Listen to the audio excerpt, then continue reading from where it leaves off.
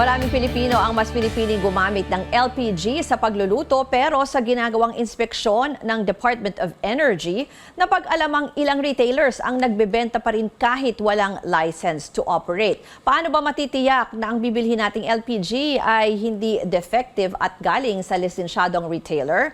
Makakausap natin sa ating serbisyo ngayon si DOE Oil Industry Management Bureau Director Rino Abad. At pwede rin po kayong sumali sa aming talakayan, i-post ang inyong mga tanong o komento sa aming Facebook Live. Magandang hapon po, Director Abad.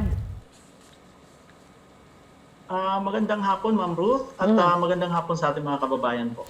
Pakikwentuhan po kami tungkol dito sa ginagawa niyong inspeksyon sa mga LPG retailers. Ano po yung nakita nyo at marami po palang mga walang lisensya pa rin sa kanila?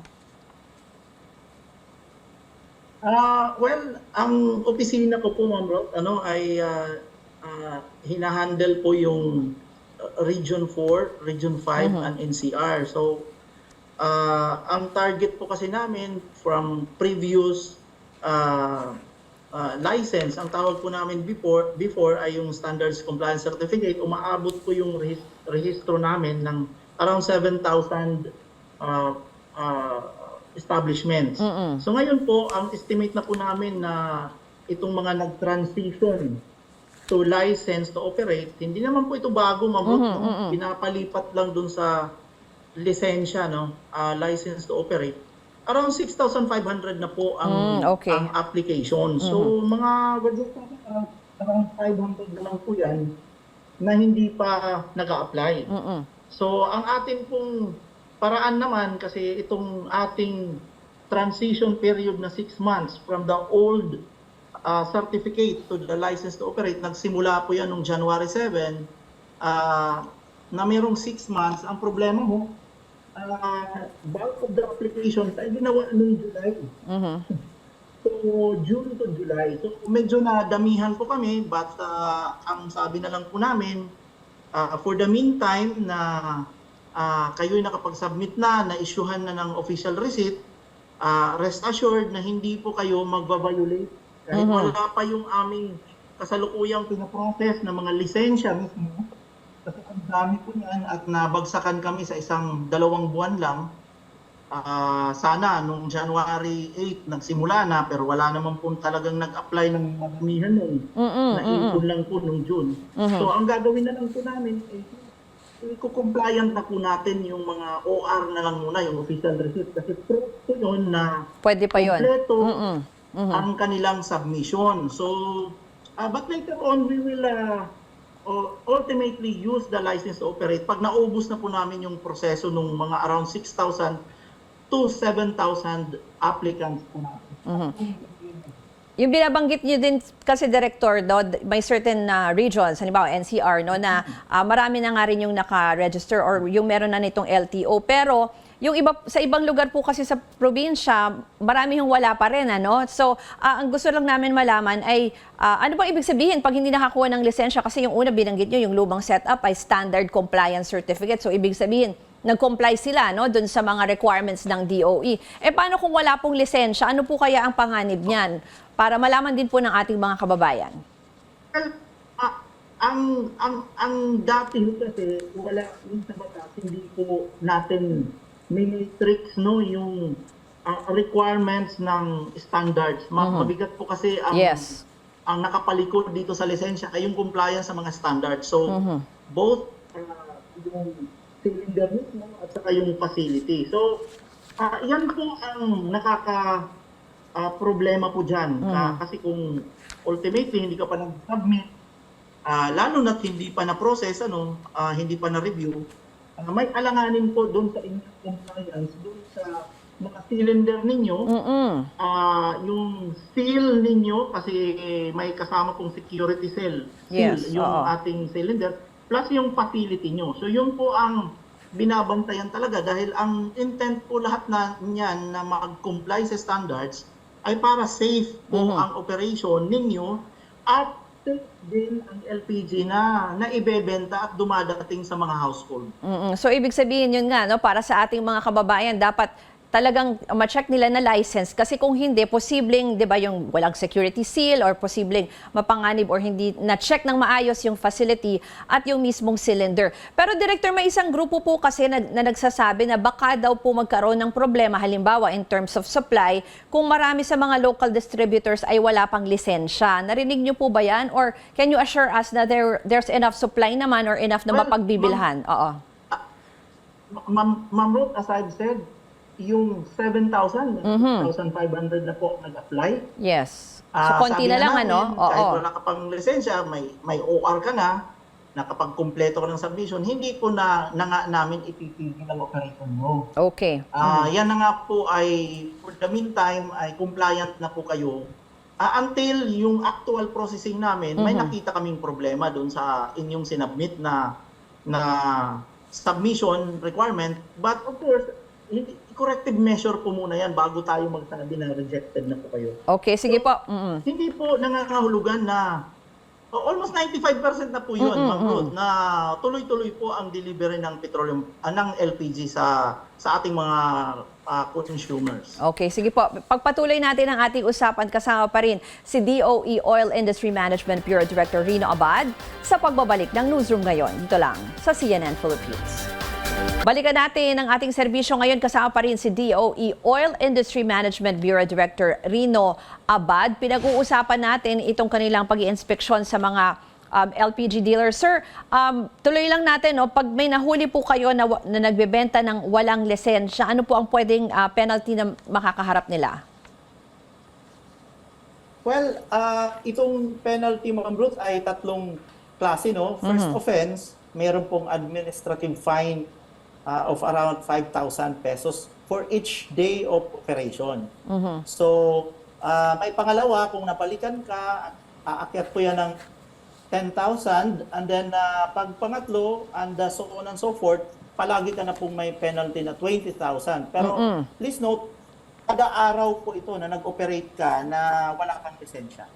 Sir, pinag-usapan na natin din itong safety tips, no, para sa mga consumers. Halimbawa, una muna, paano nila malalaman na lisensyado?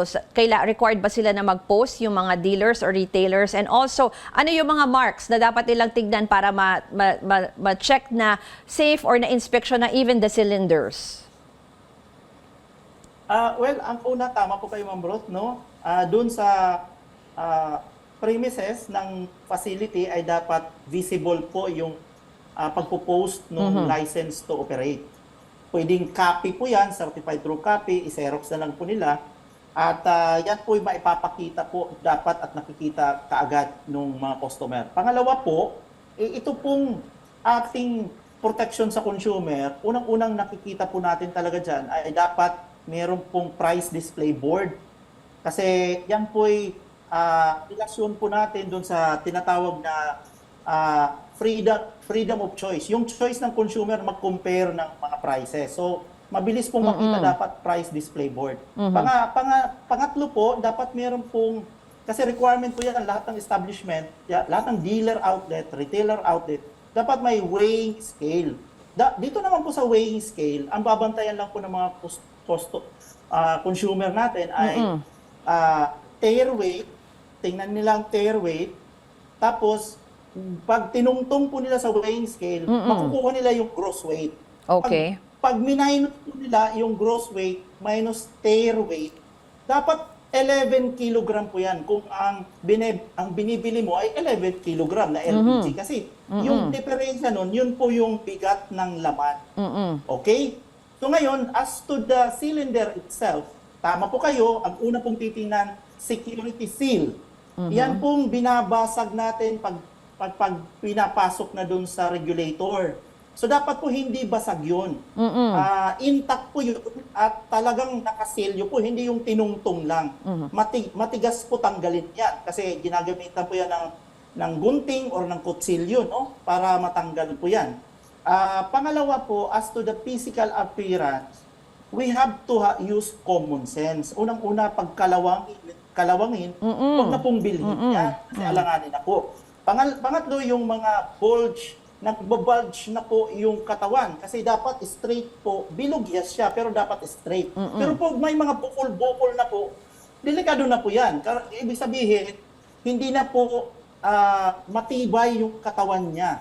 Pangatlo, of course, yung mga markings. Unang-una po, trademark, no? Yung pangalan ng kumpanya para meron po kayong mairereklamo sakali kung ano pong nagmamay-ari. Ang tawag yan yung marketer trademark. Kung Okay. sino po ang may-ari. May X, Y company kung sino po yan. Pangalawa po doon, yung PS mark, kasi yan po yung safety. Philippine Safety Mark na yan ay dumaan sa safety assessment ng mga accredited manufacturer, importer ng DTI. Okay. Kung alam po natin, yung Christmas light nga, mayroong Yes, PS oo. mark. Ilalim pa itong delikadong produkto. Okay. Well, ang pangatlo po talaga dyan, yung requalification date. Alam nyo, itong mga tangke, hindi naman yan isang gamit, dispose ka agad. May period po kung anong tagal ang kaya ng isang tangke. Okay. Titingnan po nila yung requalification. Pag yan ay dapat i-requalify, meaning i-reassess na bago gamitin. Ngayong araw na to at na timing na kahapon, yun ang due date niya. Alanganin na po yan dahil dapat ngayong araw tinago yan at ni-requalify. Kaya Okay. yun ang mga importante babantayan. Requalification, yung trademark, yung physical appearance, at saka yung timbang. Yun po yung importante. At saka yung security seal. Bantayan po niya. At saka, of course, yung presyo, yung price display board. Kasi Okay. importante po yun. Director, pinanggit nyo na yung presyo. Since kasama na rin namin kayo, no, may forecast na po ba ang DOE tungkol sa posible pang itaas ng presyo ng langis? Kasi nga po, marami pong countries yung nag-cut down din ng production.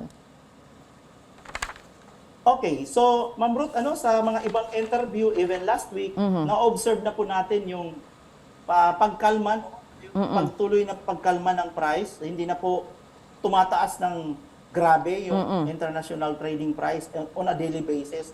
In fact, ngayon, from Monday up to now, dumaan na yung 4 na trading days, pababa na po talaga ang price. In fact, ang initial estimate na po natin, para lang sa 4 na trading days, hindi pa kasama ang Friday, Okay. Sa gasolina, alanganin po, baka wala pong increase, pwede pong mag-decrease, may konting decrease, pwede pong may konting increase, pero pwede pong walang Movement, galaw. opo. Lahat po yan, gasolina, diesel, and kerosene. So, yan na po ang sinasabi ko na hindi na po ito kagaya ng mga nakarang araw na Okay. sigurado po ang taas ng taas at mag-i-increase. Pero ngayon, alanganin na po. Okay. Pag na-complete po hanggang Friday, doon po natin malalaman kung meron pong increase, meron pong decrease. Okay, Pero sige ngayon, po. napaka-alanganin na po. Maraming pong salamat. Oo. Pwedeng walang adjustment. Maraming pong salamat kay Director Rino Abad ng DOE Oil Industry Management Bureau.